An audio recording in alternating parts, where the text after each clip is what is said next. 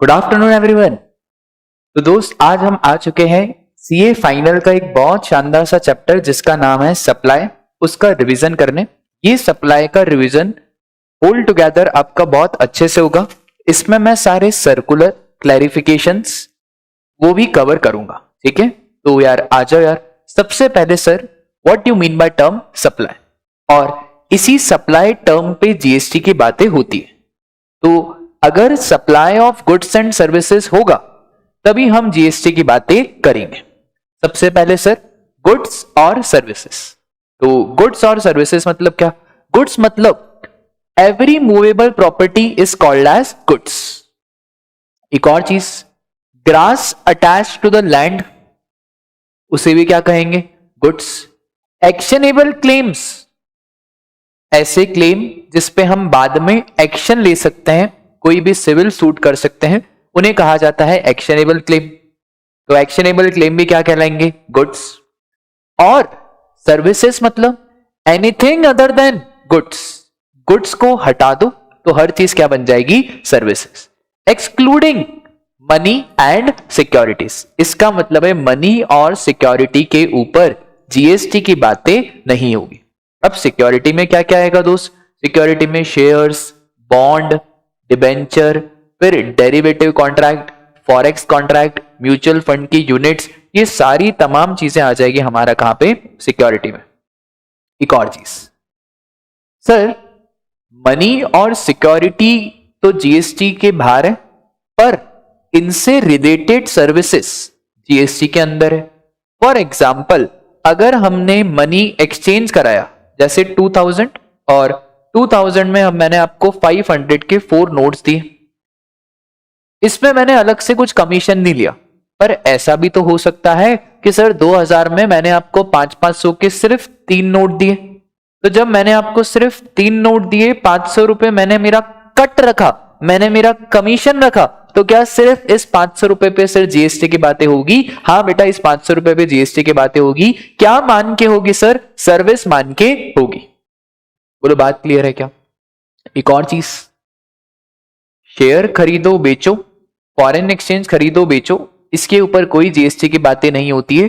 पर दोस्त, ये जो एक्सचेंज चार्जेस लगते हैं, जो कमीशन लगता है, जो ब्रोकरेज लगता है, उसके ऊपर हम जीएसटी की बातें करेंगे। क्या मान के सर? सर्विसेज मान के।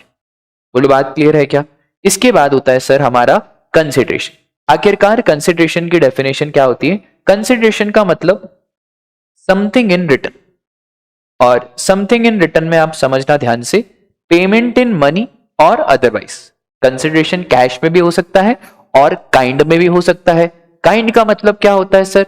Barter, commodity to commodity.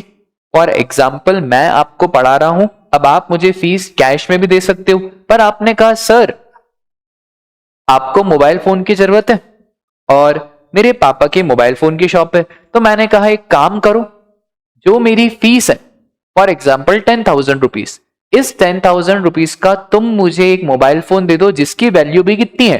10,000 rupees. तो सर क्या ये भी कंसिडरेशन कहलाएगा? हाँ बेटा, ये भी कंसिडरेशन कहलाएगा। और monetary value of any act, कुछ काम करा उसका मॉनेटरी वैल्यू। और फॉरबियरेंस, अगर कुछ ना करने के भी पैसे दिए जाए, क्या वो भी कंसिडरेशन कहलाएगा? हाँ सर, वो भी कंसिडरेशन कहलाएगा। फॉर एग्जाम्पल, अगर मैं आपको 1 CR दे दूं इस बात के कि आपको जीएसटी पढ़ाना नहीं है, आपको जीएसटी नहीं पढ़ाना है, तो ये जो मैंने 1 करोड़ आपको दिए ना, this is consideration for doing something? नहीं sir, this is consideration for not doing something. बोलो बात क्लियर है क्या?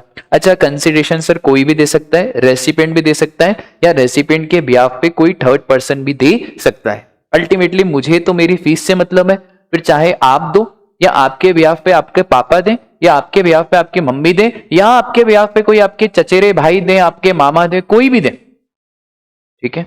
तो रेसिपिएंट और एनी अदर पर्सन। एक और चीज वेरी वेरी इंपॉर्टेंट सर, क्या सिक्योरिटी डिपॉजिट कंसिडरेशन कहलाएगा? दोस्त, security deposit by default consideration नहीं होता है, पर जब सिक्योरिटी डिपॉजिट को सेलर अप्लाई कर देता है फॉर पेमेंट, तब वो कंसिडरेशन कहला देता है। फॉर एग्जाम्पल 2,000 रुपए का सिक्योरिटी डिपॉजिट मैंने आपसे लिया। मैंने आपको कहा कि यार आप मुझे है ना क्लास की फीस दे दो 10,000,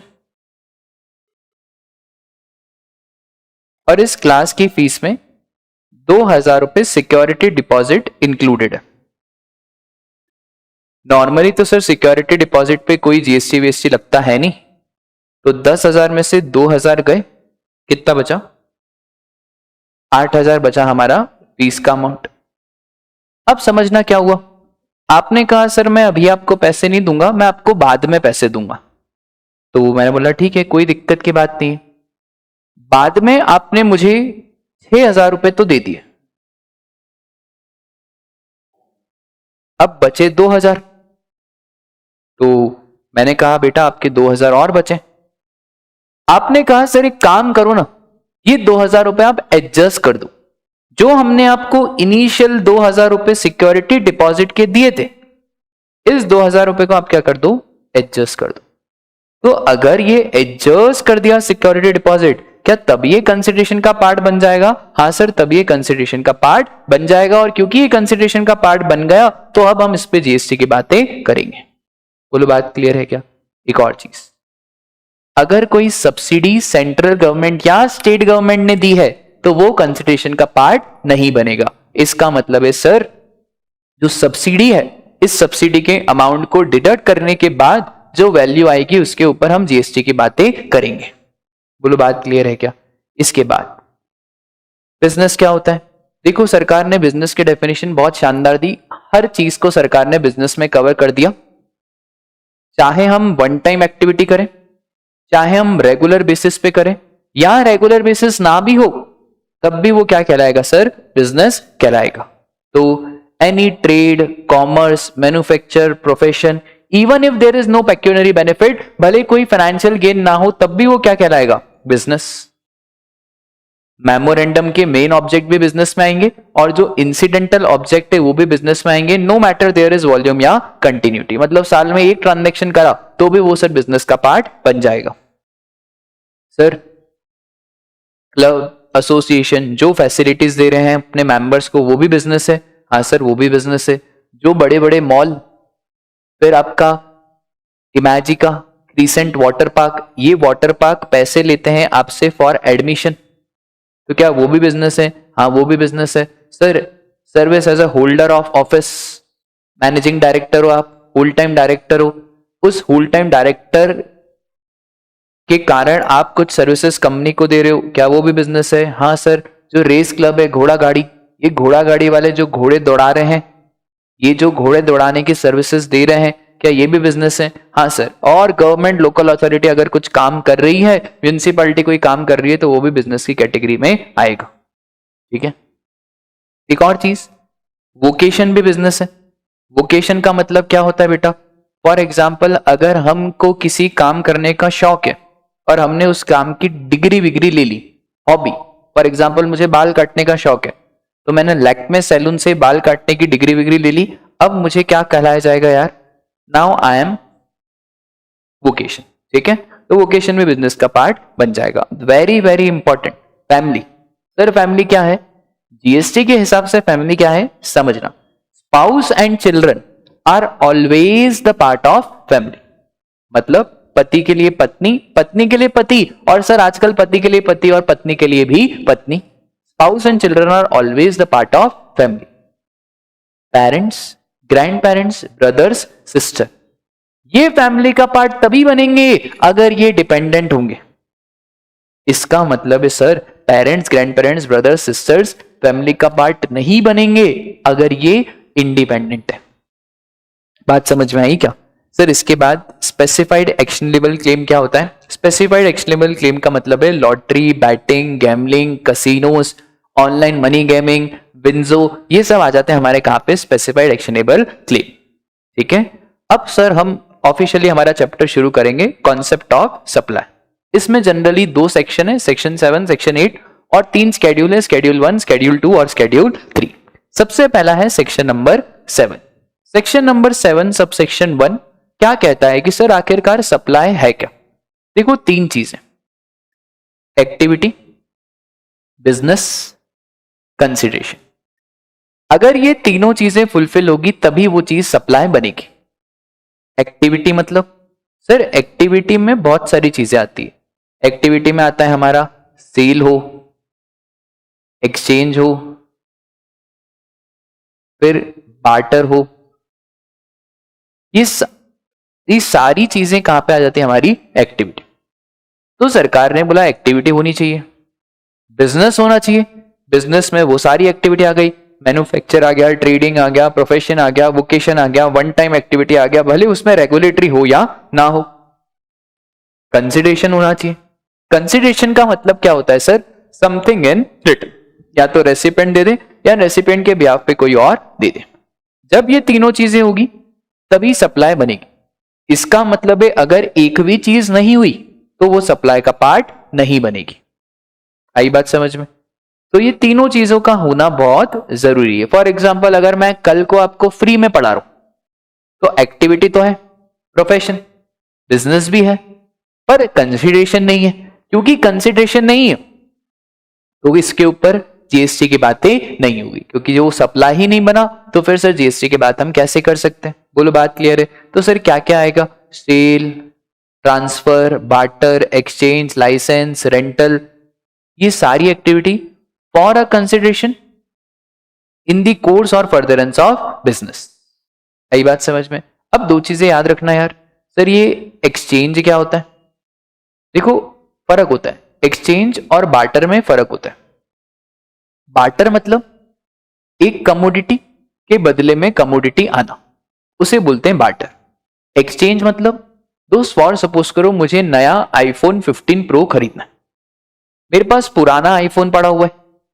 अब मैंने क्या सोचा ना, ये पुराना आईफोन एक्सचेंज करते हैं और जो भी डिफरेंस अमाउंट होगा वो पे कर देंगे। सपोज करो आईफोन 15 प्रो का रेट है 1 लाख, मैंने पुराना आईफोन दिया 20,000 में, तो मेरे पास अभी 80,000 का मुझे कैश देना पड़ेगा। तो सर एक बात बताओ, 80,000 कैश और पुराना आईफोन 20,000, इसे कहते हैं हम क्या? एक्सचेंज। अच्छा जीएसटी किस पे लगेगा बेटा? 1 लाख पे लगेगा ना। कंसिडरेशन तो कोई भी फॉर्म में हो उससे कोई लेना देना नहीं है। आखिरकार आपने नया प्रोडक्ट कितने का खरीदा सर? 1 लाख रुपीस का खरीदा। आई बात समझ में? तो सर सेल, ट्रांसफर, बार्टर। फिर होता है सेक्शन 71AA। 71AA कहता है कि अगर कोई एसोसिएशन ऑफ पर्सन या बॉडी ऑफ इंडिविजुअल्स अपने मेंबर्स को सर्विसेज दे रहे हैं और उसके बिहाफ पे कुछ कंसिडरेशन चार्ज कर रहे हैं तो सर मेंबर्स अलग माने जाएंगे, एओपी बीओआई अलग माना जाएगा। तो members are treated distinct from AOP और बीओआई। बोलो बात क्लियर है क्या? तो सर इसको भी क्या सर्विस माना जाएगा? हाँ, इसे सप्लाई माना जाएगा और इसके ऊपर भी जीएसटी की बातें होगी। फिर सेक्शन 7B कहता है इंपोर्ट ऑफ सर्विसेज। अगर हम सर्विसेज को इंपोर्ट करते हैं फॉर कंसिडरेशन, अब वेदर और नॉट इन द कोर्स और फर्दरेंस ऑफ बिजनेस, अगर import of services for consideration है फिर भले बिजनेस हो या नहीं। अच्छा यहां पे एक चीज याद रखना, हम रिसीवर की बात कर रहे हैं। जनरली पूरे सप्लाई सेक्टर में हम सप्लायर के एंगल से बिजनेस की बात करते हैं। अभी हम सप्लायर के एंगल से बिजनेस की बात नहीं कर रहे हैं, हम रेसिपिएंट के एंगल से बिजनेस की बातें कर रहे हैं। तो अगर रेसिपिएंट का बिजनेस नहीं भी है क्या फिर भी उसे सप्लाई माना जाएगा? हाँ, फिर भी उसे सप्लाई माना जाएगा। तो आगे और चर्चा होगी हमारा import of service and activities in schedule number 1। तो जो सारी एक्टिविटीज हमारी स्केड्यूल नंबर 1 में है, स्केड्यूल नंबर 1 में वो एक्टिविटी है जहां पे एक्टिविटी तो है, बिजनेस तो है, पर कंसिडरेशन नहीं है। कंसिडरेशन नहीं है फिर भी वो सप्लाई बनेगा, और फिर भी वो सप्लाई बनेगा इसका मतलब उसके ऊपर भी हम जीएसटी की बातें करेंगे। फिर आता है बेटा सेक्शन 7(1)(a). 7(1)(a) बोलता है सप्लाई तो बन गई पर गुड्स की सप्लाई है या सर्विस की सप्लाई है, तो ये तो देखना पड़ेगा ना, क्योंकि गुड्स के रेट अलग है, सर्विसेज के रेट अलग है। तो स्केड्यूल 2 हमें ये बताता है कि सप्लाई किसकी, गुड्स की है या सर्विसेज की। फिर स्केड्यूल नंबर 3 नेगेटिव लिस्ट देता है। नेगेटिव लिस्ट का मतलब है कि सर तीनों ही कंडीशन फुलफिल हो गई, एक्टिविटी भी है, बिजनेस भी है, कंसिडरेशन भी है, फिर भी किसी किसी केस में सरकार ने जीएसटी नहीं लगाया। वो सरकार ने आइटम्स डाल दिए कहां पे? नेगेटिव लिस्ट में। और कुछ कुछ एक्टिविटीज जो स्टेट गवर्नमेंट या local authority as a public authorities काम कर रही है उसके ऊपर भी जीएसटी की बातें नहीं होगी। ठीक है, चलो सर, सबसे पहला हमको क्या देखना है? Supply should be of goods और सर्विस, फिर कंसिडरेशन इन द कोर्स और फर्दरेंस ऑफ बिजनेस। गुड्स और सर्विस, इसका मतलब मैंने आपको पहले ही समझा दिया, मनी और सिक्योरिटीज पे जीएसटी की बातें नहीं होती है। तो shares, bond, debenture, forex, derivative, commodity, इन सब पे जीएसटी की बातें नहीं होती, पर इनका जो कमीशन है, एक्सचेंज चार्जेस है, उसके ऊपर हम जीएसटी की बातें करेंगे। बोलो बात क्लियर है क्या? अब वेरी वेरी इंपॉर्टेंट, कुछ कुछ सर्कुलर आए हुए हैं एक वर्ड पे जिसका नाम है क्या? कंसीडरेशन। कंसीडरेशन कहो या आप इसे टेक्निकल भाषा में ये भी कह सकते हो quid pro Q. Quid pro Q का मतलब क्या होता है सर? समथिंग इन रिटर्न, है ना, समथिंग समथिंग इन रिटर्न। तो सर एक बात बताओ, पहला केस है donation received by charitable institution from individual donor without quid pro Q. Suppose करो साहिल सर के पास खूब पैसे, खूब धन दौलत है। साहिल सर ने क्या करा ना, 1,00,000 रुपए एक चैरिटेबल ट्रस्ट को डोनेट करा, और जब चैरिटेबल ट्रस्ट को डोनेट करा तो साहिल सर ने बोला चैरिटेबल ट्रस्ट को कि भैया चैरिटेबल ट्रस्ट एक काम करना कि 1,00,000 रुपए का एक काम करना, आप रूम बनवाना और उस रूम के बाहर ऐसा लिख देना डोनेटेड बाय मिस्टर साहिल बगाई। ठीक है, क्या इस 1,00,000 पे जीएसटी की बात होगी? सर एक बात बताओ, आपने 1,00,000 दिया, ठीक है, अब 3 चीजें हैं, एक्टिविटी, बिजनेस और कंसिडरेशन। क्या चैरिटेबल ट्रस्ट एक्टिविटी है? हाँ सर, उनके और से देखोगे तो एक्टिविटी कर रहे हैं। क्या उनका यही बिजनेस है? हाँ सर, बिजनेस में प्रॉफिट मोटिव हो या ना हो। क्या कंसिडरेशन है? तो उस कंसिडरेशन मतलब समथिंग इन रिटर्न। ऑल्दो मैंने 1,00,000 रुपए दिया, पर क्या उन्होंने मेरे लिए कुछ करा? अब आप बोलोगे सर करा तो सही, उन्होंने वो जो रूम है उस रूम के बाहर ऐसा लिखा हुआ है कि डोनेटेड बाय मिस्टर साहिल बगाई। बेटा सिर्फ नाम लिख देने से ये थोड़ी माना जाएगा कि उन्होंने मेरे लिए कुछ करा। क्या ये कोई एडवर्टाइजमेंट है? नहीं सर, ये कोई एडवर्टाइजमेंट थोड़ी है, ये तो जस्ट फिलैंथ्रोपिक बेनिफिट के लिए इंसान अपना नाम लिखवा लेता है ताकि समाज में थोड़ा वट पड़े, ताकि समाज वाले जाने कि आखिरकार किसने क्या डोनेट करा है। तो समझना ध्यान से, सर यहां पे कोई जीएसटी वीएसटी की बातें नहीं होगी, पर 3 कंडीशन फुलफिल हो। पहला, गिफ्ट आपने देना है किसको? चैरिटेबल ऑर्गेनाइजेशंस को जो रजिस्टर्ड है अपना 12AA या 12AB, 12AA 12AB of income tax act. इसका मतलब सर रजिस्टर्ड होना चाहिए इनकम टैक्स एक्ट में। ठीक है, दूसरा, sir payment has a character of gift और डोनेशन। आप गिफ्ट दे रहे हो या डोनेशन दे रहे हो, मतलब आपकी कोई भावना ये नहीं है कि सामने वाला बदले में कुछ देगा। ठीक है, थर्ड, पर्पस इज फिलैंथ्रोपिक।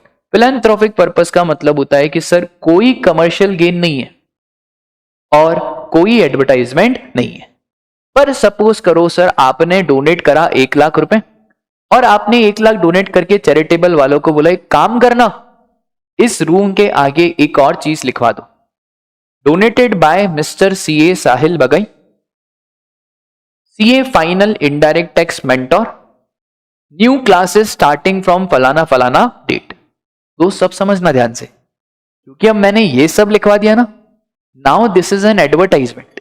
क्या अब इस 1,00,000 पे जीएसटी की बात हो जाएगी? हाँ सर, अब तो इस 1,00,000 पे जीएसटी की बात हो जाएगी, क्योंकि सर पहला तो ठीक है, चैरिटेबल को तो दिया, गिफ्ट और डोनेशन ही है, पर सर वहां से क्या हो रहा है? एडवर्टाइजमेंट हो रहा है, क्योंकि आपने ये लिखवाया कि सीए फाइनल की क्लासेस इस डेट से स्टार्ट हो रही है। तो क्या इस पे अब जीएसटी की बातें हो जाएगी? हाँ सर, इस पे जीएसटी की बातें हो जाएगी। बोलो बात क्लियर है क्या? Second circular, art work send by artist to gallery.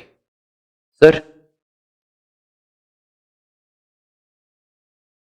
ये आपने है ना बहुत शानदार सा एक आर्ट वर्क बनाया, पाब्लो पिकासो, आपको कद्र कम होगी? यार हीरे की कद्र जौहरी को होगी ना। तो ये बहुत मतलब बहुत ही नाचीज सी चीज मैंने बनाई है। आप गेस करो इसका प्राइस कितना है। इसका प्राइस है 1 CR। गजब। ये जो आर्ट वर्क मैंने बनाया ना, ये मैंने एक आर्ट गैलरी में भेजा, बेचा नहीं, भेजा। मैंने कहा आर्ट गैलरी वालों, आपके यहां बहुत सारे जौहरी आते हैं, किसी ना किसी को तो ये आर्ट वर्क पसंद आएगा। आप एक काम करो, इस आर्ट वर्क को अपने पास बस रखो, आर्ट गैलरी में रखो। तो उस एक बात बताओ, क्या इसके ऊपर जीएसटी की बातें होगी? ये जो आर्ट वर्क से आर्ट गैलरी में मेरी पेंटिंग गई, क्या इस पे जीएसटी की बात करेंगे? सर आपने बेचा नहीं है, आपने भेजा है।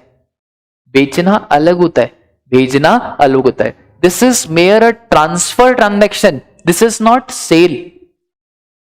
जीएसटी की बात तो तब होगी ना जब कोई आएगा, फॉर एग्जाम्पल मिस्टर एक्स, और मिस्टर एक्स ने बोला वाह क्या पेंटिंग बनाई है, क्या जोरदार पेंटिंग बनाई है, मुझे ये खरीदनी है। अच्छा, अब जब मिस्टर एक्स को ये खरीदनी है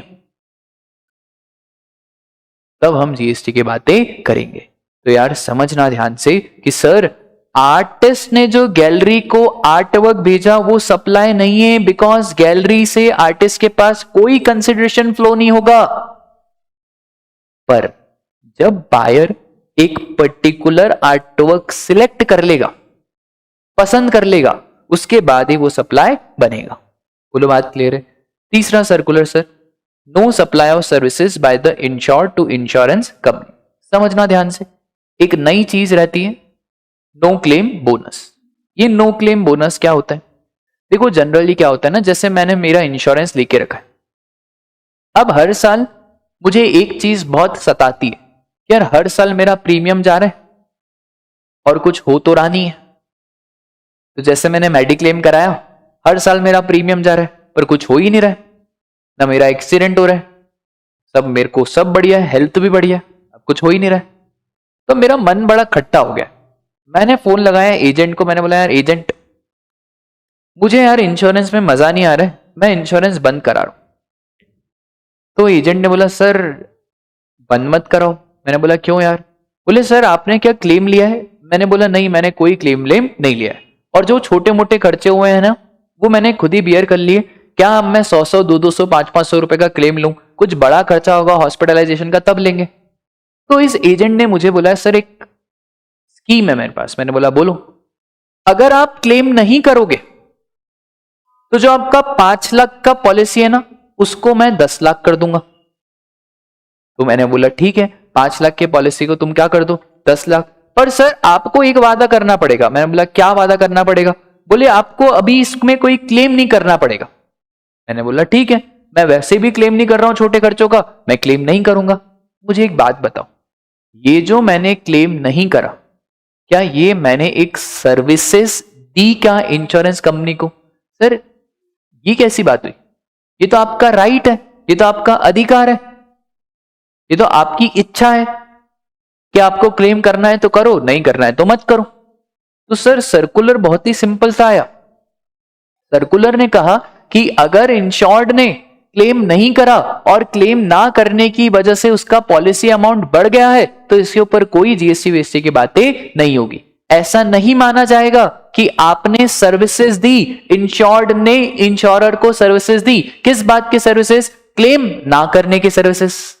ये कोई सर्विसेज हुई। तो सर बिल्कुल ध्यान से याद रखना कि sir it is therefore clarified that there is no supply provided by insured to the insurance company. तो अगर मैंने क्लेम नहीं लिया तो इसको ऐसा नहीं मानेंगे कि भैया या आपने उनको सर्विसेज दी, ये आपका राइट है। ठीक है। फोर्थ इज एक अमेंडमेंट आया हुआ है बहुत सिंपल सा, taxability of shares held in a subsidiary company by holding company. अगर होल्डिंग कंपनी सब्सिडरी कंपनी में कोई भी शेयर्स होल्ड करती है उसके ऊपर कोई जीएसटी की बातें नहीं होगी, क्योंकि हमने पहले ही पढ़ा है securities are out from the GST, securities पे कोई जीएसटी वीएसटी लगता नहीं है। फिर है taxability of tenancy right under the GST. Sir ये टीनेंसी राइट क्या होता है? समझो ध्यान से, अगर मैं किसी घर में 12 ईयर्स या मोर रह लेता हूं तो मेरे पास एक राइट जनरेट होता है जिसे हम कहते हैं टीनेंसी राइट। अब जनरली ये टीनेंसी राइट होता क्या? यहां पे है साहिल सर, और यहां पे है सपोज करो संजना। ये संजना मेरे घर पे रहती है, मैंने इसको रेंट पे घर देके रखा हुआ है कमर्शियल यूज के लिए, और इस रेंट के ऊपर 10,000 और इसके ऊपर 18% का जीएसटी आता है, दैट इज 1800। टोटल हो गया 11,800। सर आपका काम क्या है? मेरा भी यही काम है, लोगों को रेंट पे प्रॉपर्टी देना फॉर कमर्शियल यूज और रेसिडेंशियल यूज। संजना बहुत टाइम से रह रही थी, फिर मेरे पास एक और इंसान आलिया ने मुझे बोला सर आपकी प्रॉपर्टी बहुत शानदार है, कमर्शियल प्रॉपर्टी है, धंधा भी अच्छा होता है, ये प्रॉपर्टी मुझे दे दो। मैंने बोला ये प्रॉपर्टी मैं तुम्हें कैसे दे दूं, ये तो मैंने संजना को देके रखी है और अब संजना को उठा नहीं सकते क्योंकि संजना को बहुत टाइम हो गया इस प्रॉपर्टी पे, अब हम कैसे संजना को उठाएं? तो आलिया ने बोला सर एक काम करते हैं, मैं संजना से बात करती हूँ। ठीक है, आलिया ने बात करी संजना से। आलिया ने कहा संजना एक काम करो, मुझे तुम ये टेनेंसी राइट दे दो, ये जो तुम्हारे पास अधिकार है ना रहने का, ये तुम मुझे ट्रांसफर कर दो। तो संजना ने बोला भैया 10 लाख रुपए लगेंगे क्योंकि मैं इतने सालों से हूं और इतने सालों से और अब भी मेरे को तुम उठा रहे हो, तो अभी 10 लाख रुपए लगेंगे। आलिया ने बोला ठीक है कोई दिक्कत नहीं, मैं तुम्हें 10 लाख रुपए टेनेंसी राइट के दे देती हूँ। अब क्या होगा ना, हर महीने मुझे तो रेंट से मतलब है, मुझे रेंट कौन दे देगी? आलिया दे देगी। सर वापस से रेंट तो 10,000 ही आएगा, क्या इस पे जीएसटी की बातें हो जाएगी? हाँ भैया इस पे तो जीएसटी की बातें हो जाएगी। बात इसकी नहीं है, बात है क्या सर इस टेनेंसी प्रीमियम पे जीएसटी की बातें होगी? 100% होगी। ये टेनेंसी राइट है, और टेनेंसी राइट सर वापस से मुझे एक बात बताओ, कोई अधिकार है, एक्टिविटी है? हाँ है, सेल कर रहे हैं हम, बिजनेस है सर, इंसिडेंटल एक्टिविटी, एक बार करा वो भी बिजनेस है। क्या कंसिडरेशन है? हाँ कंसिडरेशन भी है। तो इस टेनेंसी राइट पे जीएसटी की बातें होगी। एक और चीज एग्जाम में घुमाएगा कि भैया इस पे स्टैम्प ड्यूटी लगी है, इस पे अदर चार्जेस लगे, उससे हमें कोई लेना देना नहीं है कि इस पे स्टैम्प ड्यूटी लगी है, इस पे क्या लगा हुआ है। इस टेनेंसी राइट पे हम जीएसटी की बातें करेंगे।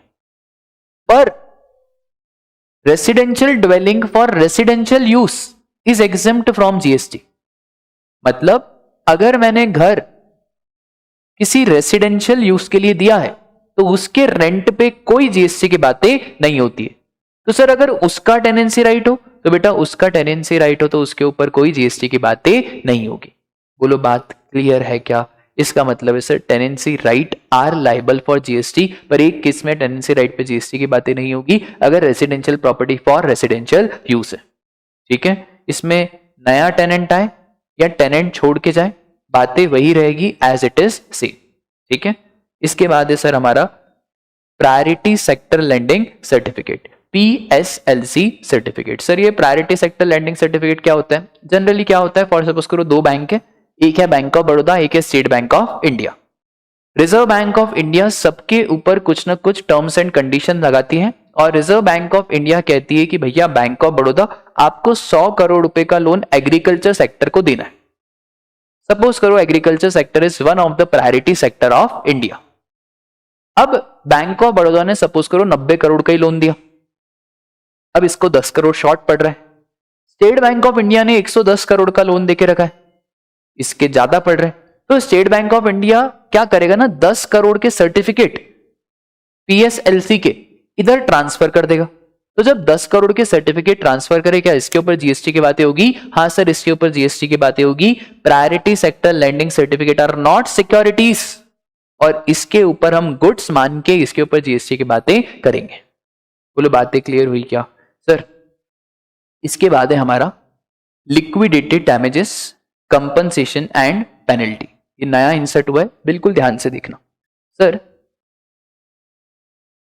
कुछ ना करने के लिए पैसे दिए तो क्या उसके ऊपर जीएसटी की बातें होगी या नहीं होगी?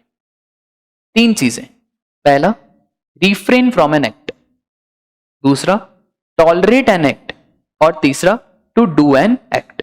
क्या इन पे जीएसटी की बातें होगी या नहीं? बस 2 चीजें याद रखना, अगर एग्रीमेंट है, कॉन्ट्रैक्ट है और कंसिडरेशन है, अगर ये 2 चीजें हैं तो हम जीएसटी की बातें करेंगे, पर अगर ये 2 चीजें नहीं है तो फिर हम जीएसटी की बातें नहीं करेंगे। समझो ध्यान से। पहला है हमारा नॉन कॉम्पीट एग्रीमेंट। तो अगर नॉन कॉम्पीट एग्रीमेंट है, क्या सप्लाई बनेगा? सर नॉन कॉम्पीट एग्रीमेंट का मतलब होता है कि यार आप कंपटीशन नहीं करोगे, उसके आप पैसे ले रहे हो। और सपोज करो मुझे किसी ने कहा कि हम आपको 1 करोड़ रुपए देते हैं, आप जीएसटी पढ़ाना छोड़ दो। मैं बोला ठीक है, अपन जीएसटी पढ़ाना छोड़ देते हैं, आप मुझे 1 करोड़ दो। बेटा हम दोनों के बीच में कॉन्ट्रैक्ट हुआ है कि मैं 5 साल तक 10 साल तक जीएसटी नहीं पढ़ाऊंगा, इसके लिए मुझे 1 CR मिले हैं। तो क्या इस 1 CR पे जीएसटी की बात होगी? 100% होगी और इसे सप्लाई माना जाएगा। दूसरी बात, builder refraining from constructing more than certain number of floors even though permitted by municipal authority. Municipal authority ने कहा है कि भैया आप 10 फ्लोर बना सकते हो, पर आपने 8 फ्लोर बनाए। जैसे ही आप एक्स्ट्रा 2 फ्लोर बना रहे थे, पास वाले नेबर, पास वाले पड़ोसी आए, उन्होंने बोला यार ये 2 फ्लोर मत बनाओ। बिल्डर कह रहा है क्यों ना बनाओ, मेरे पास परमिशन है, ये देखो परमिशन। पर नेबर बोल रहे हैं यार हमारे को सनलाइट नहीं आएगी। वो बात भी सही है। तो बिल्डर बोल रहे हैं यार फिर अब बताओ मेरा तो नुकसान हो जाएगा। तो नेबर बताए क्या कह रहे हैं, एक काम करो अपन एग्रीमेंट कर लेते, हम आपको इन 2 फ्लोर के बनाने में जो आपको नुकसान हो रहा है, सपोज करो 1 करोड़, वो हम आपको पे करते हैं। आप हमसे एग्रीमेंट कर लो कि ये 2 फ्लोर आप कभी भी नहीं बनाओगे। हमने बोला ठीक है, अभी हमको बनाने के पैसे नहीं मिल रहे हैं, फ्लोर ना बनाने के पैसे हमको मिल रहे हैं। तो जब हमें फ्लोर ना बनाने के पैसे मिल रहे हैं, सर क्या एग्रीमेंट है? हाँ। क्या कंसिडरेशन है? हाँ। क्या जीएसटी की बातें हो जाएगी? हाँ सर, इसे भी हम सप्लाई मान लेंगे। बोलो बात क्लियर है क्या? सर थर्ड, भैया मेरी शॉप पे शानदार कपड़े की, एक कुल्फी वाले भैया है, कुल्फी वाले भैया ने बोला कि यार एक काम करो ना, आप मुझे रात को 4 घंटे दुकान लगाने दो। मैंने बोला यार 4 घंटे में दुकान तो आपको लगाने दे दूंगा, पर उससे मेरी जो सेल है वो अफेक्ट होगी। तो उस भैया ने बोला यार सर मैं आपको 10,000 रुपए दूंगा महीने के, आप मुझे बस 4 घंटे दुकान लगाने दो। तो मैंने बोला 4 घंटे दुकान लगाने दूंगा, पर आपकी वो घंटी बजेगी टा टा टा टा, उससे बहुत डिस्टर्बेंस होगा, इसलिए तो 10,000 दे रहा हूं, इसलिए तो क्या दे रहा हूं 10,000। भैया I am tolerating an act. क्या सप्लाई बनेगा? सर क्या आपके और उसके बीच में एग्रीमेंट होगा? 100% एग्रीमेंट होगा। बिना एग्रीमेंट के वो मेरी शॉप के आगे शॉप लगा के तो दिखाए, ठीक है, एग्रीमेंट होगा। क्या कंसिडरेशन फ्लो हो रहा है? हाँ जी कंसिडरेशन फ्लो हो रहा है। मैं कोई समाज सेवा करने थोड़ी बैठा हूं, मैं उसको बोल रहा हूं ठीक है लगा लो, कोई दिक्कत की बात नहीं है, कोई पैसा वैसा मत देना। नहीं भाई पैसा दो, कंसिडरेशन फ्लो हो रहा है। हाँ तो क्या सप्लाई बनेगा? हाँ सर सप्लाई बन जाएगा। बोलो बात क्लियर है क्या? सर इंडस्ट्रियल यूनिट को हमने कहा कि भैया इंडस्ट्रियल यूनिट एक काम करो, एक इक्विपमेंट इंस्टॉल करो फॉर जीरो एमिशन। RWA ने बोला, RWA मतलब रेसिडेंट वेलफेयर एसोसिएशन। जनरली क्या होता है ना, जैसे गोकुलधाम सोसाइटी, तो गोकुलधाम सोसाइटी का RWA मतलब ये जो सब मेंबर्स हैं ये मिलके एक एसोसिएशन बना देते हैं, उसे कहते हैं रेसिडेंट वेलफेयर एसोसिएशन। तो इन्होंने क्या कहा, गोकुलधाम सोसाइटी के पास एक बहुत बड़ा रिलायंस का इंडस्ट्री बनने वाला था। गोकुलधाम सोसाइटी वाले ने बोला यार डियर रिलायंस एक काम करो, एक डिवाइस लगाओ जीरो एमिशन। ये जीरो एमिशन डिवाइस लगाओ क्योंकि यार हमारे यहाँ छोटे छोटे बच्चे खेलते हैं, आप पॉल्यूशन फैलाओगे, उससे हमारे बच्चों को डिसीजेस होगी। इन्होंने बोला ठीक है कोई दिक्कत नहीं है। रिलायंस ने बोला ठीक है मैं लगा देता हूं आपके कहने पर जीरो एमिशन डिवाइस, ठीक है, ये रेसिडेंशियल कुछ पैसा देंगे क्योंकि लॉ ने तो बोला ही नहीं ना जीरो एमिशन लगाने को, ये तो पास वाले रेसिडेंट वेलफेयर एसोसिएशंस को, नेबर्स को प्रॉब्लम थी। तो ठीक है गोकुलधाम सोसाइटी तुम कुछ पैसे दे दो मैं लगा दूंगा, क्या ये सप्लाई माना जाएगा? हाँ सर एग्रीमेंट होगा और एग्रीमेंट के साथ साथ कंसिडरेशन भी होगा। बोलो बात क्लियर है? फिर लिक्विडेटेड डैमेजेस, समझना ध्यान से। Damage to the property, copyright का अनऑथराइज यूज करना। भैया यहां पे कोई एग्रीमेंट नहीं होता है। क्या कोई ऐसा एग्रीमेंट होता है कि यार आप हमारे कॉपीराइट को अनऑथराइज यूज करो हम आपको इतना पैसे देंगे? नहीं, ऐसा कोई एग्रीमेंट नहीं होता है। तो सर जब एग्रीमेंट ही नहीं है तो कोई जीएसटी वीएसटी की बातें नहीं। दोनों कंडीशन होनी चाहिए, एग्रीमेंट भी हो कंसिडरेशन भी हो। कंसिडरेशन तो रहेगा, पेनल्टी तो लगेगी, पर एग्रीमेंट ही नहीं है। फिर डिलेड कंस्ट्रक्शन ऑफ हाउसेस, हमने कहा कि भैया 2 साल के अंदर अंदर घर बना देना, बिल्डर ने 2.5 साल ले लिए, कोई एग्रीमेंट होता ही नहीं है। 2 साल के बिल्डर ने कितना ले लिया, 2.5 साल। अब पेनल्टी लगेगी। तो सर ये जो पेनल्टी है, क्या सर एग्रीमेंट है? ऐसा कोई एग्रीमेंट नहीं होता है। एक और चीज, क्या सरकार इसको प्रमोट करना चाहिए? क्या सरकार ये प्रमोट करेगी, ठीक है 2 साल में नहीं बना, बहुत बढ़िया, तुम तो 2.5 साल में बनाओ, बस 2.5 साल में बनाने के बाद पेनल्टी दे देना। बेटा सरकार इसको प्रमोट करना थोड़ी चाह रही है। तो सर इसके ऊपर भी कोई जीएसटी वेस्टी की बातें नहीं होगी। फिर forfeiture of earnest money in case of breach of agreement, समझो ध्यान से। सर क्या होता है ना, फॉर सपोज करो मुझे कोई गवर्नमेंट की प्रॉपर्टी लेनी है। अब गवर्नमेंट की प्रॉपर्टी में मैंने 50 लाख रुपए का डिपॉजिट रखा। अब 50 लाख का डिपॉजिट रखा, अब हम बिडिंग कर रहे थे और बिडिंग हो गई और बिडिंग एग्जैक्ट 50 लाख पे ही रुकी और ये घर मेरा हुआ। अब सुनो ध्यान से, ये 50 लाख की बिडिंग हुई, घर मेरा ही हुआ। अब गवर्नमेंट क्या करती है ना, अगर इसके बाद थोड़ा बहुत और पेमेंट मुझे करना है, फॉर सपोज करो पूरी प्रॉपर्टी 5 CR की थी, 4.5 CR मुझे और पे करना है। 50 लाख पे करने के बाद मैंने बोला भैया ये प्रॉपर्टी मुझे नहीं खरीदनी है, ये तो गद्दारी हो गई। गद्दारी कर बे, आपने तो बोला ये प्रॉपर्टी खरीदेंगे, आपने बिडिंग भी करी थी, पर अब आप नहीं खरीद रहे हो, तो अब गवर्नमेंट इस 50 लाख को क्या कर देगी, फॉरफिट, जब्त कर लेगी गवर्नमेंट इस 50 लाख को। क्या इस 50 लाख पे जीएसटी लगाएं? सर क्यों लगाएं इस 50 लाख पे GST? This was mayor a penalty, कि अगर आप प्रॉपर्टी के बाकी पैसे नहीं देते हो तो हम आपके ये 50 लाख को फॉरफीट कर देंगे। इसके ऊपर कोई जीएसटी वेस्टी की बातें नहीं होगी, ठीक है।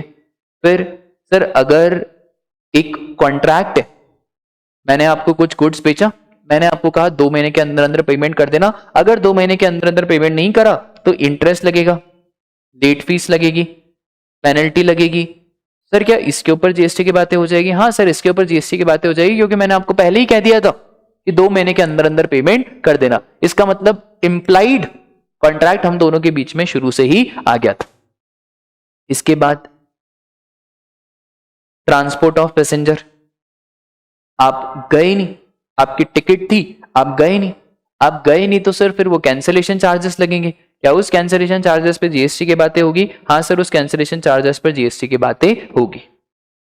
फिर उसके बाद सर पैकेज टूर, क्या इस पैकेज टूर पे भी जीएसटी की बातें होगी? हाँ सर पैकेज टूर पे भी जीएसटी की बातें होगी। अगर आप टूर पे जा रहे हो तो होगी होगी, पर आप टूर पे नहीं जा रहे हो और सामने वाली टूर ऑपरेटर कंपनी ने आपके ऊपर कैंसिलेशन चार्जेस लगाए, तो उस कैंसिलेशन चार्जेस पे जीएसटी की बातें होगी, क्योंकि पहले ही एग्रीमेंट हो चुका था कि अगर आप टूर पे नहीं जाते हो तो फलाना फलाना कैंसिलेशन चार्जेस लगेंगे।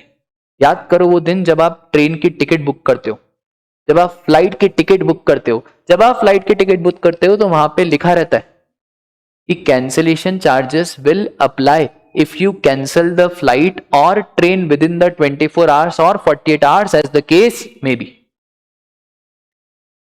ठीक है सर। प्री पेमेंट पेनल्टी, अगर हम लोन जल्दी रीपे कर देते तो हम पे पेनल्टी लगती है, प्री पेमेंट पेनल्टी। सर इस प्री पेमेंट पेनल्टी पे भी क्या जीएसटी वेस्टी की बातें होगी? अब समझो ना ध्यान से, प्री पेमेंट पेनल्टी पे क्या जीएसटी की बातें होगी? हाँ सर इस प्री पेमेंट पेनल्टी पे भी जीएसटी वेस्टी की बातें होगी, ठीक है। लेट पेमेंट, सरचार्ज और फीस, इन सब पे हम जीएसटी वेस्टी की बातें करेंगे। बोलो बात क्लियर है क्या? सर चेक डिसऑनर, बेटा चेक डिसऑनर हुआ है, हम नहीं चाहते थे चेक डिसऑनर हो, क्योंकि हमारे यहां पे इनफ फंड नहीं था, तभी चेक डिसऑनर हो गया और डिसऑनर में हमें फाइन लगी और पेनल्टी लगी। क्या हम चाहते थे चेक डिसऑनर हो? नहीं सर। क्या कोई पहले से एग्रीमेंट था कि चेक डिसऑनर होगा तो इतने पैसे देंगे? नहीं सर। तो ये cheque dishonour is not a supply. Penalty impose for violation of laws, sir आपने लॉ वायलेट करा,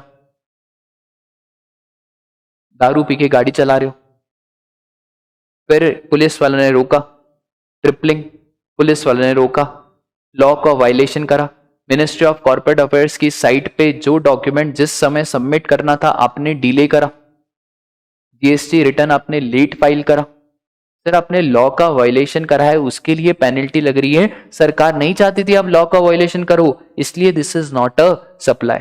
बताओ इस पे अगर जीएसटी लगता, इसका मतलब है सरकार ही खुद चाहती है कि लॉ वायलेट करूं। ठीक है।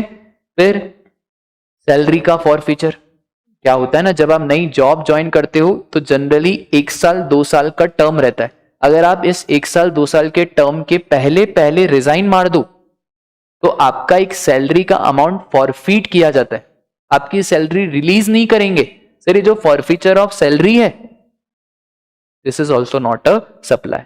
फिर फिक्स चार्जेस फॉर पावर, बेटा पावर इलेक्ट्रिसिटी पे कोई जीएसटी की बातें होती नहीं है। तो कैंसिलेशन चार्ज, जब पावर पे ही जीएसटी की बातें नहीं करी तो उसके कैंसिलेशन चार्जेस पे भी कोई जीएसटी नहीं लगेगा। और ये जो लिखा है ना जीएसटी प्रिंसिपल सप्लाई, ये आपको आगे समझ में आएगा कि कंपोजिट सप्लाई और मिक्स सप्लाई क्या होता है। बस अभी आप ऐसा समझो कि जब पावर पे ही जीएसटी नहीं है तो कैंसिलेशन चार्जेस पे भी जीएसटी की बातें नहीं होगा। अगर रेल के टिकट पे जीएसटी नहीं है तो कैंसिलेशन चार्ज पे भी जीएसटी नहीं लगेगा, पर अगर रेलवे की कोई टिकट पे जीएसटी है तो कैंसिलेशन चार्ज पे भी जीएसटी की बातें करेंगे। Same goes with the air conditioner. बोलो बात क्लियर है क्या? अब समझो ध्यान से, section 71B red with schedule 1 of CGST act 2017, import of services, very very important बेटा। शेड्यूल 1 में वो एक्टिविटीज दी हुई है जहां पे कंसिडरेशन नहीं है फिर भी जीएसटी की बातें होती है। और सेक्शन 71B सिंपली एक बात कहता है कि इंपोर्ट ऑफ सर्विसेज है, कंसिडरेशन है, चाहे बिजनेस हो या ना हो तब भी हम जीएसटी की बातें करेंगे, क्योंकि हम इंपोर्ट ऑफ सर्विसेज को महंगा करना चाहते हैं। तो सरकार ने पूरी कोशिश कर दी कि इंपोर्ट ऑफ सर्विसेज पे जीएसटी हम लगा पाए। पहला, अगर with consideration, with consideration, sir चाहे बिजनेस हो या ना हो सप्लाई बनेगा, 100% बनेगा। अच्छा किसके एंगल से देखना है? रेसिपिएंट के एंगल से देखना है। मतलब ये है सप्लायर, ये है रेसिपिएंट। तो भैया ये जो सप्लायर है ये है यूएसए में और ये जो रेसिपिएंट है ये है इंडिया में। इन्होंने अपना घर बनवाया, पर्सनल घर, इस पर्सनल घर पे पर्सनल आर्किटेक्ट की सर्विसेज ली और कंसिडरेशन सामने वाला यूएसए में था तो सामने वाले ने $1000 मांगे। क्या जीएसटी की बातें होगी? सर इंपोर्ट है क्या? हाँ सर इंपोर्ट है, वो यहां पे है, हम यहां पे हैं, इंपोर्ट है। क्या कंसिडरेशन है? हाँ सर कंसिडरेशन है। सर ये तो बिजनेस यूज नहीं है। अरे चाहे बिजनेस हो या बिजनेस ना हो तब भी हम जीएसटी की बातें करेंगे। इसका मतलब इस $1000 पे हम जीएसटी की बातें करेंगे। दूसरी चीज, इंपोर्ट ऑफ सर्विसेज है, विदाउट कंसिडरेशन है। विदाउट कंसिडरेशन मतलब पैसा आ ही नहीं रहा। अगर रिलेटेड पर्सन है, अगर कौन है? रिलेटेड। अच्छा रिलेटेड पर्सन की डेफिनेशन ध्यान रखना और उसमें फैमिली की डेफिनेशन जरूर जरूर ध्यान रखना। फैमिली में spouse and children always the part of family. Parents, grand parents, brother, sister वो फैमिली का पार्ट तभी बनेंगे अगर डिपेंडेंट होंगे तो। ठीक है। तो अगर रिलेटेड पर्सन है या डिस्टिंक्ट पर्सन है, आगे समझाऊंगा ये डिस्टिंक्ट पर्सन क्या होता है। जनरली आप समझो डिस्टिंक्ट पर्सन क्या होता है। अगर हमने अलग अलग स्टेट में हमारा बिजनेस है तो हमें जीएसटी में रजिस्ट्रेशन स्टेट वाइज लेना पड़ता है। एक रजिस्ट्रेशन एमपी में, एक रजिस्ट्रेशन महाराष्ट्र में। बेटा परमानेंट अकाउंट नंबर तो सेम होगा पर जीएसटी नंबर अलग अलग होगा। तो ये एमपी और महाराष्ट्र वाले आपस में क्या कहलाएंगे? Deemed distinct person. तो डीम्ड डिस्टिंक्ट पर्सन का मतलब होता है एक पैन कार्ड पे आपके कितने सारे रजिस्ट्रेशन है, अगर ये जो सारे रजिस्ट्रेशन है आपस में मिलके क्या कहलाएंगे? Deemed distinct person. बोलो बात क्लियर है क्या? सर अगर रिलेटेड और डिस्टिंक्ट पर्सन है इन दी कोर्स और फर्दरेंस ऑफ बिजनेस तब वो सप्लाई बनेगा, अदर केसेस में वो सप्लाई नहीं बनेगा। फॉर एग्जाम्पल ये सप्लायर है, ये रेसिपिएंट है। अब आप समझो इस केस में ये सप्लायर, ये रेसिपिएंट, दिस इज फादर और दिस इज सन। बाप बेटा सर्विसेज दे रहे हैं। पापा यूएसए में रहते हैं और बेटा कहां पे रहता है सर? इंडिया में। दोनों रिलेटेड है, ठीक है, मैंने ही आपको बता दिया कि दोनों क्या है? रिलेटेड। अब कोई कंसिडरेशन तो होगा ही नहीं, क्योंकि यार क्या पापा बेटे से चार्ज करेंगे क्या? कोई कंसिडरेशन नहीं होगा। सर अब बताओ क्या ये जीएसटी के दायरे में आएगा? तो क्या इंपोर्ट ऑफ सर्विस है? हाँ। क्या रिलेटेड पर्सन है? हाँ रिलेटेड पर्सन है। कंसिडरेशन नहीं है? हाँ तो सर हमें कंसिडरेशन चाहिए भी नहीं,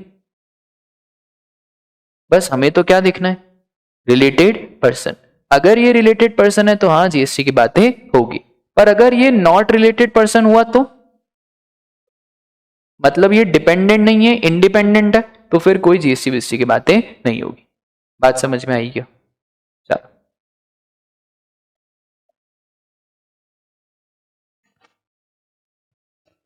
चलो सर अब अपन को देखना है बेटा स्केड्यूल नंबर 1। स्केड्यूल 1 क्या कहता है यार?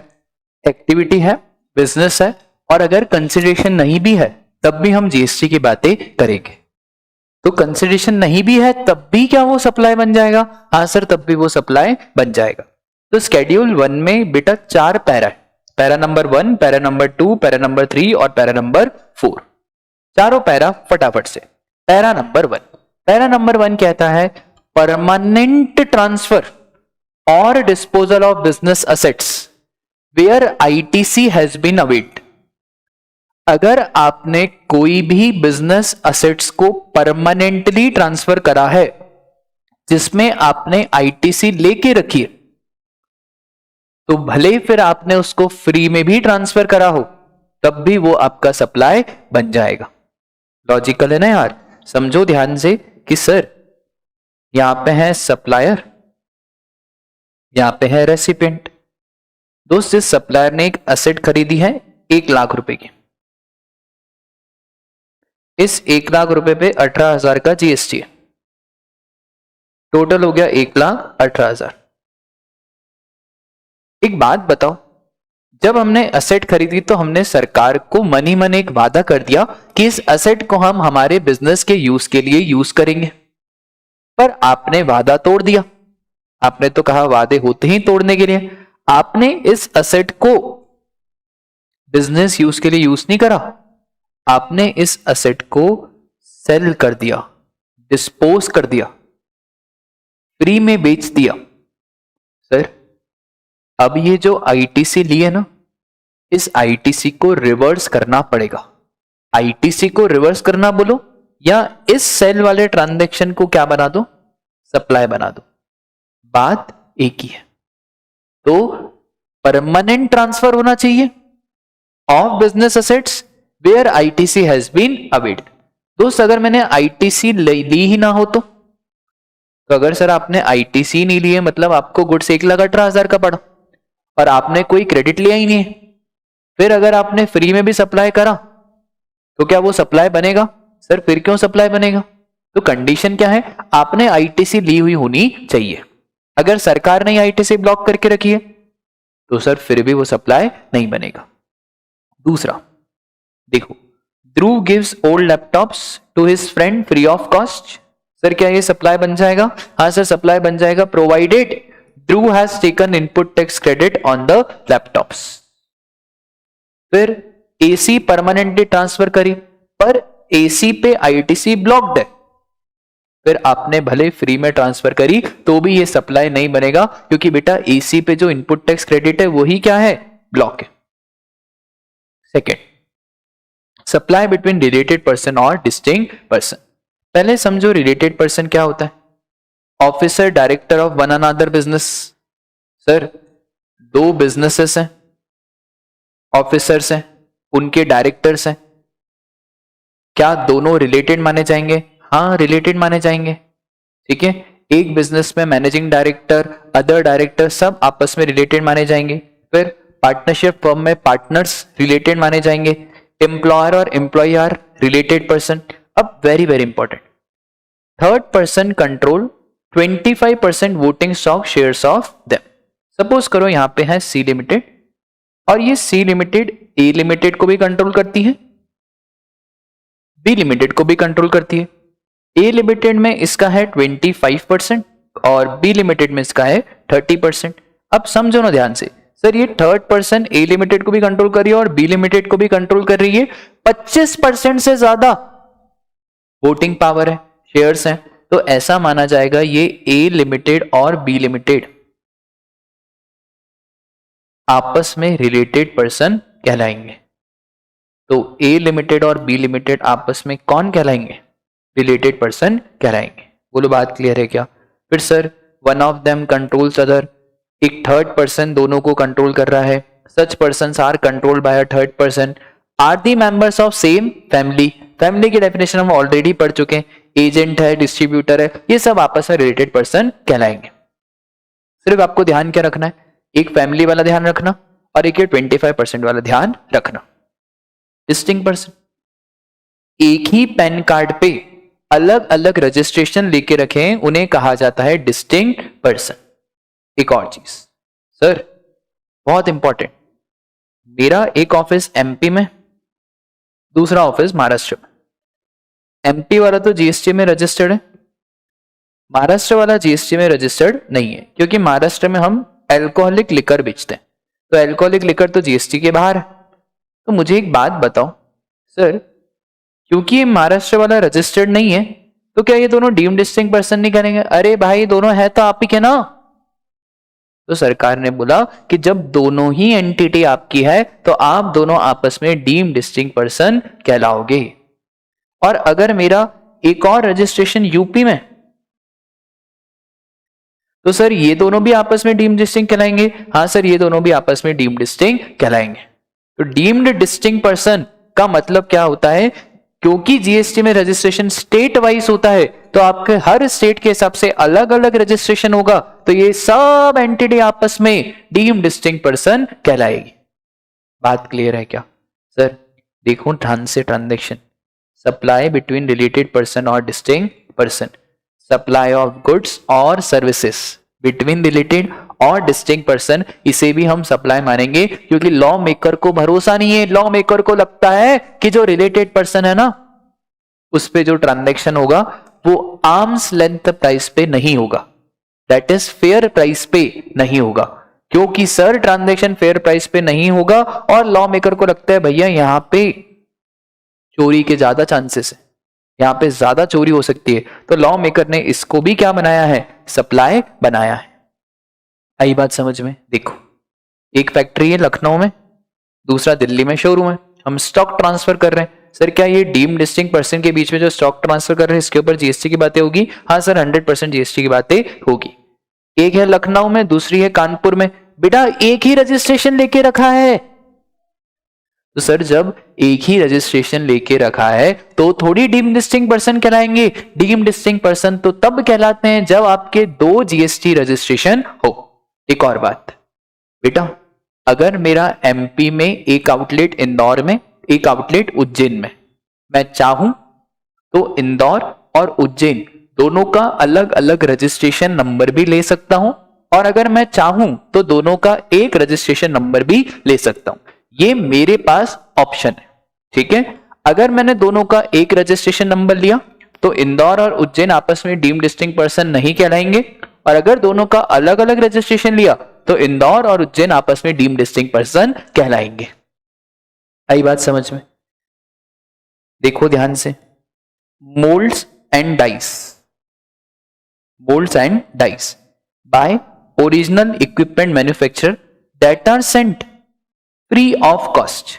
देखो क्या होता है ना, जनरली फॉर सपोज करो मुझे ये पेंसिल बनवानी है, ये मैं पेंसिल एक जॉब वर्कर से बनवाता हूं जो मेरे लिए काम करता है, वो और भी लोगों के लिए काम करता है, मेरे लिए भी काम करता है।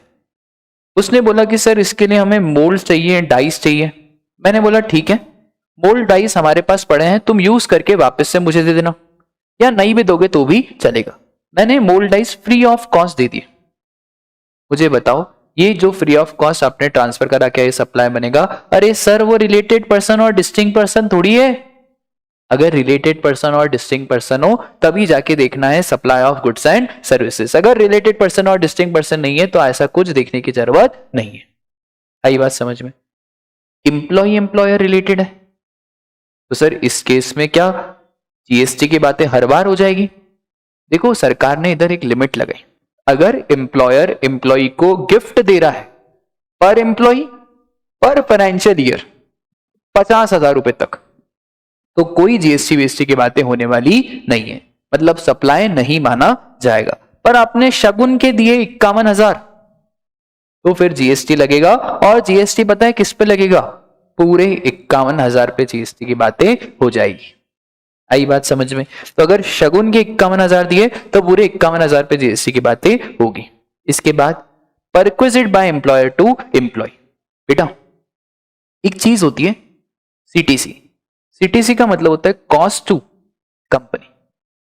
जब एम्प्लॉयर और एम्प्लॉय का कॉन्ट्रैक्ट होता है तो हर चीज लिखी जाती है कि आपकी सैलरी इतना होगा, आपको अलाउंसेस इतने मिलेंगे, आपको परक्विजिट इतने मिलेंगे। This all are the part of the cost to the company.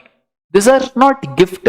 Perquisite कोई गिफ्ट विफ्ट नहीं है, ये तो sir simply cost to the company का पार्ट है। तो क्या परक्विजिट्स को गिफ्ट मानेंगे? नहीं सर, परक्विजिट को कोई गिफ्ट विफ्ट मानेंगे नहीं। आई बात समझ में? Third, very very important, para number 3 of schedule 1, principal और agent. Supply of goods, not supply of services. अगर प्रिंसिपल एजेंट को गुड्स सप्लाई कर रहा है, और वो भी वो एजेंट जो इस पैरा नंबर 3 में कवर्ड है, तो ही जाके वो सप्लाई बनेगा।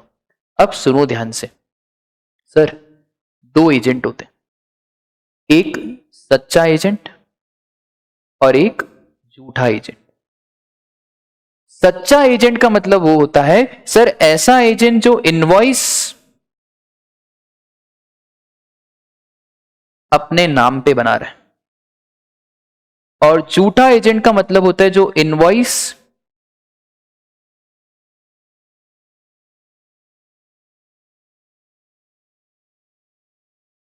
प्रिंसिपल के नाम का बना रहा है।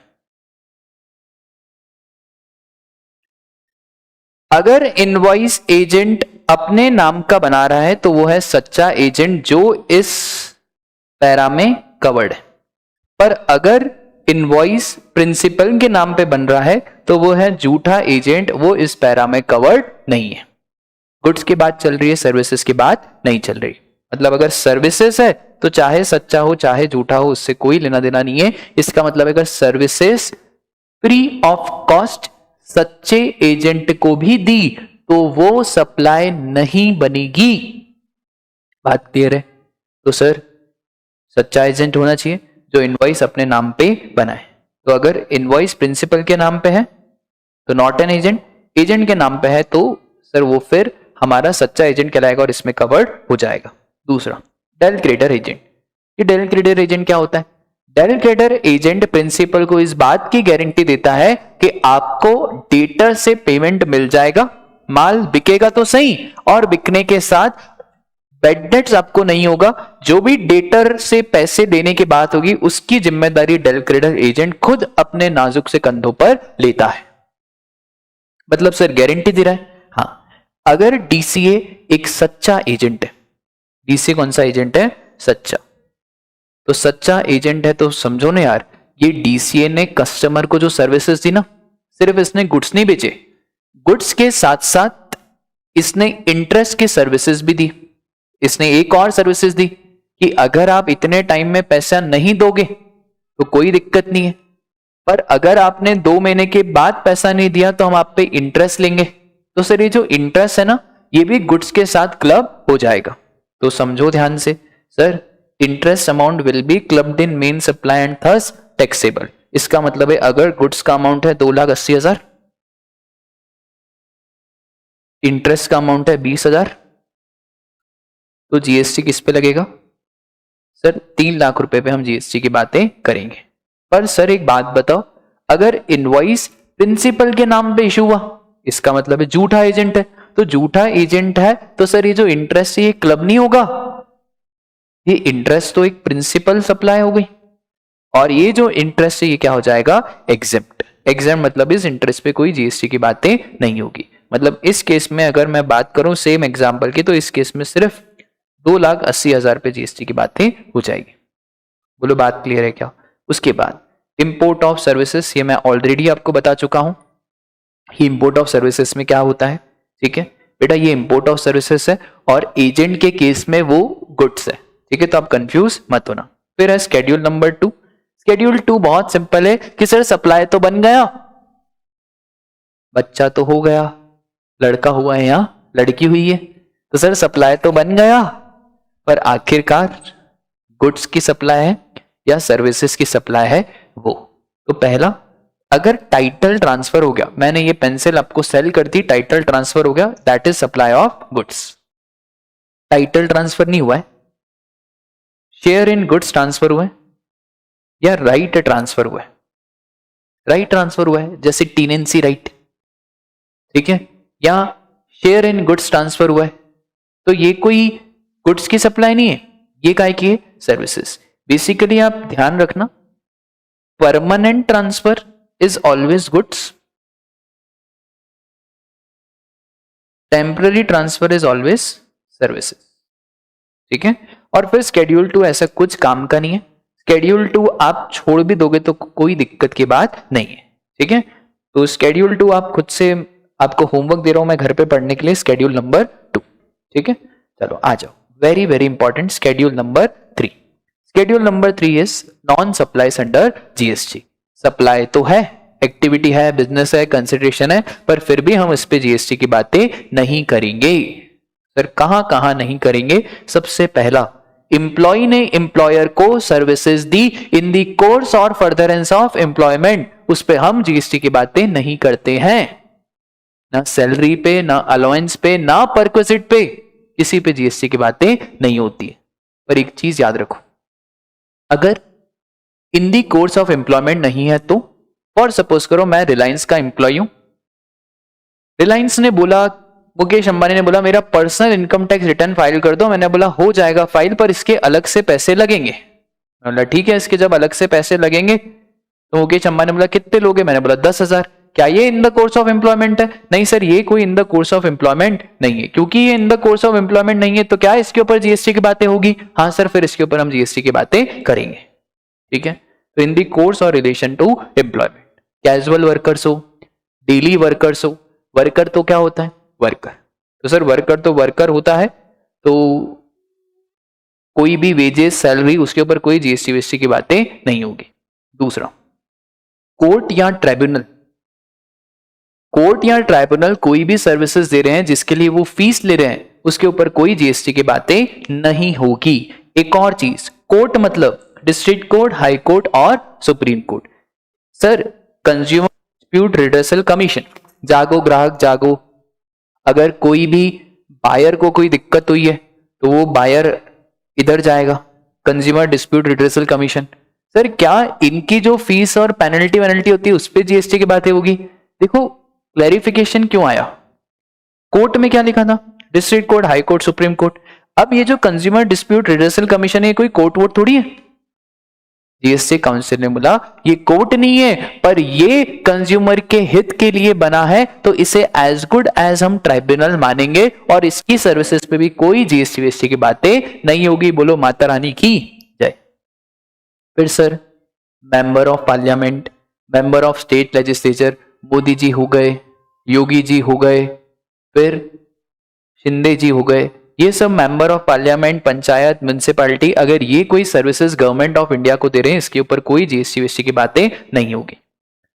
फिर कोई भी कॉन्स्टिट्यूशन की पोस्ट है, जैसे president, prime minister, these all are the post of constitution, constitution ने ये पोस्ट दी। अगर कोई भी कॉन्स्टिट्यूशन की पोस्ट है, उसके लिए आपको देश को सर्विसेज देनी पड़ रही है, और अगर आप देश को सर्विसेज दे रहे हो और उसके बदले में आपको कुछ भी पैसा मिल रहा है, इसके ऊपर कोई जीएसटी की बातें नहीं होगी। फिर वेरी वेरी इंपॉर्टेंट, चेयरपर्सन और मेंबर और a director in a body established by central government और स्टेट गवर्नमेंट, सेंट्रल गवर्नमेंट या स्टेट गवर्नमेंट का डायरेक्टर, उसके ऊपर कोई जीएसटी की बातें नहीं होगी। सर प्राइवेट एंटिटी का डायरेक्टर, हाँ प्राइवेट एंटिटी के डायरेक्टर पे जीएसटी की बातें होगी। मैं प्राइवेट एंटिटी की बात ही नहीं कर रहा हूं, मैं क्या बात कर रहा हूं? चेयरपर्सन और a member of director in a body established by central government, state government और लोकल अथॉरिटी। पर वो एम्प्लॉय नहीं होना चाहिए, क्योंकि अगर एम्प्लॉयर एम्प्लॉय रिलेशन है तो सर वो फिर स्केड्यूल 3 में फर्स्ट वाले पार्ट से ही आउट हो जाएगा। फिर फ्यूनरल, ब्यूरियल, क्रेमाटोरियम, अगर कोई मर जाता है, मरते मरते तो छोड़ दो इंसान को, अब इंसान मर गया, क्या उससे जीएसटी लेंगे? Including transportation of disease. Ambulance अगर आपको एक जगह से दूसरी जगह पर लेके जा रही है, शमशान घाट, हॉस्पिटल, उस पर कोई जीएसटी की बातें नहीं होती है। फिर भला वो एम्बुलेंस गवर्नमेंट की हो, प्राइवेट हो, फिर भला वो आप एयर में ट्रांसपोर्ट कर रहे हो, there will be no GST on transportation of deceased. इंसान मर चुका है, ठीक है। फिर सेल ऑफ लैंड, जमीन बेची, बेटा जमीन बेची या जमीन को सजा के बेचा, मतलब ड्रेनेज लाइन बिछा दी, बोरिंग लाइन बिछा दी, नक्शा वक्शा पास करा दिया, अरे जमीन तो जमीन होवे ना, लड़की तो लड़की होवे ना, फिर भले शादी में उसको आपने सजा दिया, लड़की तो लड़की है ना, शादी में अगर उसको सजा दिया, क्या लड़की बदल जाएगी क्या? सर लड़की थोड़ी बदलेगी, तो बस वैसे जमीन तो जमीन होवे, तो जमीन पे कोई जीएसटी बीएसटी की बातें नहीं होती है। पर sir what about building? Building में एक चीज याद रखना, अंडर कंस्ट्रक्टेड प्रॉपर्टी पे जीएसटी लगता है, फुल्ली कंस्ट्रक्टेड प्रॉपर्टी पे जीएसटी नहीं लगता है। सर ये क्या है ओसी और सीसी? ओसी मतलब ऑक्यूपेंसी सर्टिफिकेट, सीसी मतलब कंप्लीशन सर्टिफिकेट। अगर आपको पैसा ओसी या सीसी के बाद मिला है, मतलब पूरा पैसा आपको कहां पे मिला है? ओसी और सीसी के बाद। पूरा पैसा ओसी सीसी के बाद मिला है तो कोई जीएसटी की बातें नहीं होगी। पर अगर आपको एक भी रुपया ओसी और सीसी के पहले मिला है, और सपोज करो हमारी प्रॉपर्टी 1 करोड़ की, 10 लाख हमें ओसी सीसी के पहले मिले, 90 लाख बाद में मिले, तो सर फिर जीएसटी की बातें होगी क्या? सिर्फ 90 लाख पे होगी? No my dear friend, GST की बातें होगी पूरे 1 करोड़ पे, हम जीएसटी की बातें करेंगे। बात क्लियर है? और फिर अमेंडमेंट यार, पहले एक्शनेबल क्लेम्स, पहले यहां पे लिखा हुआ था actionable claims other than lottery, betting, gambling, अब actionable claims other than specified actionable claims. Specified actionable claims में बोला अब जो जीएसटी लगेगा, बैटिंग पे तो लगेगा ही, कसिनो पे, गैम्बलिंग पे, हॉर्स रेसिंग पे, लॉटरी पे और ऑनलाइन मनी गेमिंग। वो विंजो, ड्रीम 11, अब सरकार ने इनको भी घेरे में ले लिया, और बेटा कमाओ, बेटा विंजो से कमाओ, बेटा ड्रीम 11 से। अब इन सब पे भी जीएसटी वीएसटी की बातें होगी। आई बात समझ में? फिर ये ऑनलाइन मनी गिविंग की डेफिनेशन है, not so important from exam, बस आप तो ये याद रखना कि सर अब एक्शनेबल क्लेम पे जीएसटी लगेगा, हाँ बस इन वाले एक्शनेबल क्लेम पे जीएसटी लगेगा। Batting, casino, gambling, horse racing, lottery और ऑनलाइन मनी गेमिंग, बाकी कोई भी एक्शनेबल क्लेम पे जीएसटी की बातें नहीं हो। अप्लाइज वाइड नोटिफिकेशन, बहुत सिंपल यार, अगर कोई भी activity panchayat under article 243G, municipality under article 243W, अगर ये कोई भी एक्टिविटी कर रहे हैं इन रिस्पेक्टिव आर्टिकल्स में, इन रिस्पेक्टिव आर्टिकल्स में बहुत सारी एक्टिविटीज दी गई है, land consolidation, urban planning, infrastructure, ऐसी तमाम लिस्ट दी हुई है इस आर्टिकल में। अगर आप उस आर्टिकल की सर्विसेज कर रहे हो पंचायत या म्यूनिसिपालिटी, तो उसके ऊपर भी कोई जीएसटी की बातें नहीं होगी। उसके बाद grant of alcoholic liquor licence, sir alcoholic is exempt नहीं, alcohol is not taxable under the GST. तो जब अल्कोहल पे जीएसटी लगता ही नहीं है तो अल्कोहलिक लिकर के लाइसेंस पे भी कोई जीएसटी की बातें नहीं। मिनरल के लाइसेंस की बात नहीं कर रहा, अल्कोहलिक लिकर के लाइसेंस की बात कर रहा हूं। इसका मतलब है मिनरल या कोई और दूसरा लाइसेंस है उस पर जीएसटी की बात होगी क्या? हाँ sir. Non supplies by the way of circular, सुनो ध्यान से, पहला है inter state movement of various modes of conveyance, समझना ध्यान से बेटा। ये हमारी ट्रक है, ये ट्रक, ये एमपी है, ये महाराष्ट्र है। बेटा हमारी ट्रक है ना, खराब हो गई, तो खराब हो गई तो ये रिपेयर पर्पस के लिए महाराष्ट्र में जा रही है। दोनों ऑफिसेज हमारी हैं, एमपी वाला ऑफिस भी हमारा है और महाराष्ट्र वाला ऑफिस भी हमारा है। इसका मतलब दोनों डीम्ड डिस्टिंक्ट पर्सन है। जब ये ट्रक महाराष्ट्र गई तो क्या इस पे जीएसटी की बातें होगी? सर ये भले डीम्ड डिस्टिंक्ट पर्सन है, भले रिलेटेड पर्सन है, और भले गुड्स, ये ट्रक इज अ गुड, एक जगह से दूसरी जगह पे जा रहा है, पर इस पे हम जीएसटी थोड़ी लगा सकते हैं। वो बिक थोड़ी रहा है, वो गया रिपेयर कराया फिर वापस आ जाएगा। तो अगर 50 लाख का ट्रक इधर जा रहा है तो इसके ऊपर कोई जीएसटी की बातें नहीं होगी, पर रिपेयर पे जीएसटी की बातें हो जाएगी। जो रिपेयर है ना, इस पे जीएसटी की बातें हो जाएगी। दूसरी बात, कभी कभार क्या होता है ना, इस ट्रक के अंदर एक छोटी ट्रक है, ये बिकने के लिए जा रही है, समझना ध्यान से, ये ट्रक के अंदर छोटी ट्रक जो है ना, ये बिकने के लिए जा रही है। अब जब ये ट्रक के अंदर छोटी ट्रक जा रही है और ये जो छोटी ट्रक है इसको तो सेल करेंगे, क्या इसके ऊपर जीएसटी की बातें होगी? हाँ सर, इस छोटी ट्रक के ऊपर तो जीएसटी की बातें हो जाएगी, क्योंकि this is transfer for the purpose of sale, this is not transfer for the purpose of repair. तो अगर ट्रांसफर कर रहे हैं for the purpose of sale तो हम जीएसटी की बातें करेंगे।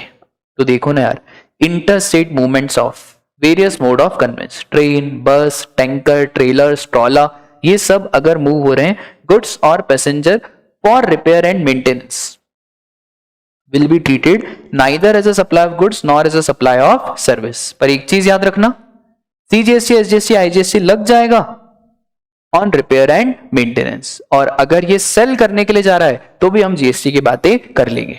और same is also applicable for rigs, tools, spares and all the goods on wheels like crane. तो ये सर्कुलर मुटाटिस मुटेंडिस इनके ऊपर भी एप्लीकेबल हो जाएगा। बोलो बात क्लियर है क्या? इसके बाद है sir leviability of GST on consumer, ये हमने ऑलरेडी डिस्कस कर दिया कि ये जो कंज्यूमर डिस्प्यूट रिड्रेसल कमीशन है इसे भी एज गुड एज ट्राइब्यूनल माना जाएगा, इसके ऊपर कोई जीएसटी की बातें नहीं होगी। इसके बाद सब इधर ध्यान दो, अगला सेक्शन है सेक्शन नंबर 8, कंपोजिट और मिक्स सप्लाई। कंपोजिट सप्लाई का मतलब होता है अगर दो या दो से ज्यादा सर्विसेज का बंडल बनाया है और इसमें एक सर्विसेज मुख्य सर्विसेज प्रिंसिपल सप्लाई है, उस सर्विसेज को बोलते हैं हम कंपोजिट सप्लाई। जैसे जब आप होटल जाते हो तो hotel is a composite supply. कैसे सर? होटल जाओगे तो वहां पे आपको रूम भी मिलेगा, फिर आपको स्विमिंग पूल की फैसिलिटी भी मिलेगी, फिर आपको स्पा की भी फैसिलिटी मिलेगी सर, फिर आपको ब्रेकफास्ट की भी फैसिलिटी मिलेगी, फिर आपको अकोमोडेशन की भी फैसिलिटी मिलेगी। जनरली होटल वाले सबका अलग अलग बिल नहीं बनाते, वो तो आपको एक पूरा पैकेज बना के देंगे कि 10,000 रुपीज पर नाइट के हिसाब से पैकेज है। अब आप 5 दिन रुके, टोटल हो गया आपका 50,000। अब डाउट यह है कि सर आखिरकार जीएसटी लगाए तो लगाए किस पे? बेटा होटल में प्रिंसिपल सप्लाई क्या था? हम होटल गए क्यों थे? स्विमिंग के लिए, जिम के लिए, स्पा के लिए? नहीं सर, हम होटल तो रहने के लिए गए थे। तो जो प्रिंसिपल सप्लाई था ना वो था अकोमोडेशन। तो जो जीएसटी का रेट अकोमोडेशन सर्विसेज पे लगता है वही पूरा इस 50,000 पे लग जाएगा। इसे बोला जाता है कंपोजिट सप्लाई। दूसरा होता है sir mix supply. Mix supply का मतलब यह होता है कि सर कभी अगर बचपन में आपने दिवाली पे आपके रिश्तेदारों ने आपको गिफ्ट दियो तो यार वो क्या गिफ्ट देते थे ना, एक चॉकलेट आती थी, एक फ्रूटी की बोतल आती थी, फिर पटाखे आते थे और क्या आता था, और सपोज करो कोल्ड ड्रिंक की बोतल, ऐसा एक पैक बन के आता था। अब क्या इसमें कोई प्रिंसिपल सप्लाई नजर आ रही है? कोई फटाका प्रिंसिपल सप्लाई है क्या? कोई फ्रूटी प्रिंसिपल सप्लाई? और ये पूरा का पूरा डब्बे का दाम है 1000 रुपए। अब हम जीएसटी कैसे लगाएं? चॉकलेट का रेट है 5, फ्रूटी का रेट है 18, इसका रेट है 28, इसका रेट है 12। सरकार ने बोला भैया ये तो आप क्या कर रहे हो, बंडल बना के बेच रहे हो। तो जब आप बंडल बना के बेच रहे हो तो जो हाईएस्ट रेट है ना 28% वो हम लगा देंगे, डेट इज 280, 1280 रुपए आपको देने पड़ेंगे। इसको कहा जाता है क्या? Mix supply. तो कंपोजिट सप्लाई का मतलब क्या हुआ कि सर दो या दो से ज्यादा सप्लाई जिसमें एक सप्लाई प्रिंसिपल, तो हम पूरे बंडल को मान लेंगे कि this is a supply of principal, और जो जीएसटी का रेट प्रिंसिपल सप्लाई पे होगा वही पूरे बंडल पे लग जाएगा। मिक्स सप्लाई सर दो या दो से ज्यादा बंडल, पर यहां पे कोई नेचुरली बंडल नहीं है, यहां पे कोई प्रिंसिपल सप्लाई नहीं है, तो हम यहां पे हाईएस्ट रेट ऑफ टैक्स जिस पे लगता होगा उसको हम ले लेंगे। आई बात समझ में? इसके बाद इसके एग्जाम्पल दिए। एक और चीज बेटा, कार रिपेयरिंग कराने गए।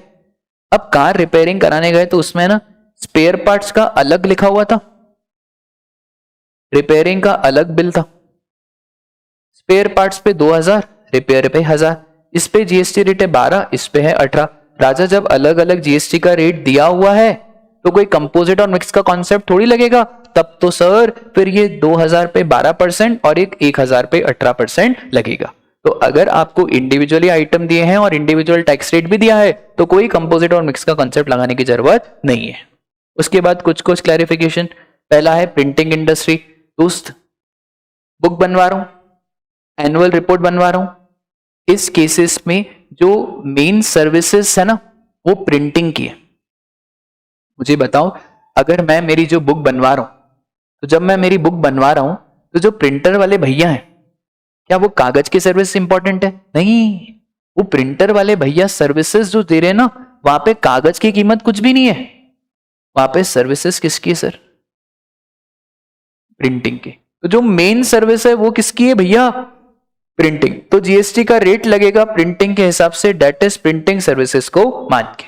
पर सर अगर मेरी शादी हो रही है तो शादी में मैं कार्ड बनवा रहा हूं, बेटा कार्ड भी ना अलग अलग आते हैं, 500 का, 1000 का, 5000 का, 50,000 का, वो डिपेंड करता है कार्डबोर्ड के ऊपर, कार्डबोर्ड की क्वालिटी के ऊपर। वहां पे भैया मेन सर्विसेज प्रिंटिंग की नहीं है, कार्ड में प्रिंटिंग तो सब में यही है कि भैया फलाना फलाने की शादी है, फिर फलाना फलाना आपको न्योता दे रहे हैं, प्रिंटिंग तो सब कार्ड में सेम है। भैया कार्ड में चार्जेस है बॉक्स के, कार्ड में चार्जेस है कार्डबोर्ड के, तो उस केस में माना जाएगा सप्लाई ऑफ गुड्स। तो ध्यान से, printing of books, pamphlet, brochure, annual report, जहां पे मैं कंटेंट सप्लाई कर रहा हूं और जहां पे मुझे मेरा कॉपीराइट भी प्रिंटर को देना पड़ेगा, क्योंकि बिना मेरे कॉपीराइट के प्रिंटर मेरी बुक्स प्रिंट नहीं कर सकता है। इस केस में सर मेन सप्लाई बताएं काहे की? प्रिंटिंग की supply is a main supply, और जो जीएसटी का रेट लगेगा वो प्रिंटिंग के हिसाब से लगेगा।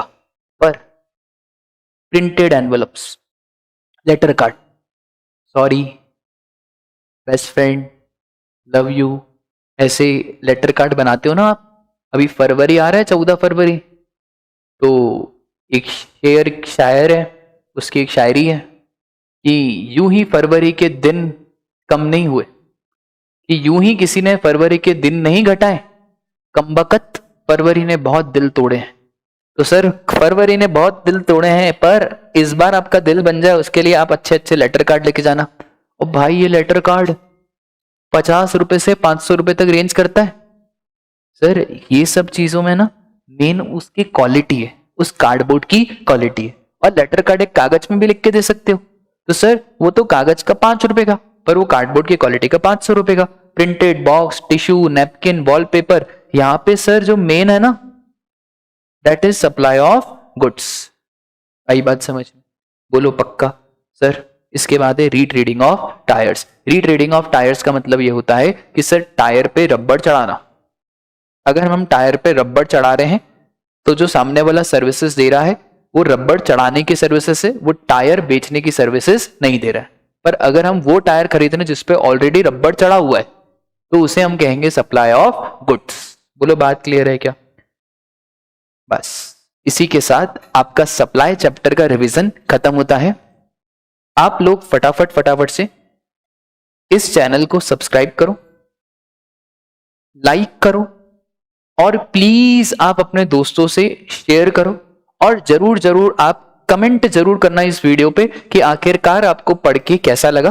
ठीक है, आज के लिए बस इतना ही, मिलते हैं कल।